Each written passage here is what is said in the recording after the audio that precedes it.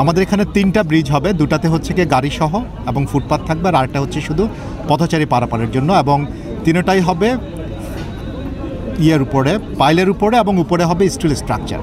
এবং এটা তাড়াতাড়ি করার জন্য আমরা স্টিল স্ট্রাকচারটা করছি, এবং এটা চায়না থেকে আমরা রেডি করে প্রিফ্যাব এটা নিয়ে এসে এখানে শুধু অ্যাটাচমেন্টটা করা হবে। তো সর্বসাকুল্যে ব্যয় হচ্ছে গিয়ে 90 কোটি টাকা, এবং এটার জন্য আমাদের ধারণা করছি 6 থেকে 8 মাস। আমাদের এই আজকে বোর্ডের মধ্যেও কিন্তু হাইয়েস্ট ওয়াটারমার্ক এবং লোয়েস্ট ওয়াটারমার্ক ধরে করা হয়েছে। দ্যাট মিনস যদি বন্যা না হয় তাহলে বন্যা তো আলাদা জিনিস, বাট এমনি মনসুনে হাইয়েস্ট বৃষ্টিপাতের পরেও যেই পরিমাণ পানি পড়বে তার উপরেও 3 মিটার পরিমাণ মানে খালি রেখে কিন্তু এই ব্রিজের হাইটটি নির্ধারণ করা হয়েছে। এর চেয়ে বেশি করা সম্ভব হবে না, কারণ না হলে এখান দিয়ে আবার ট্রাক উঠবে না। অতীতের আগের প্রজেক্ট যারা যে প্রজেক্টগুলো ডিজাইন করেছেন তারা সবসময় ইমিডিয়েট বেনিফিটের কথা চিন্তা করেছেন। আমরা একটা লং টার্ম বেনিফিট এবং ভবিষ্যতেও যদি কখনও এখানে নৌপথ চালু হয় সেটাও যেন আমরা কাভার করতে পারি, সেটা মাথায় রেখে আমরা এগুলো করেছি।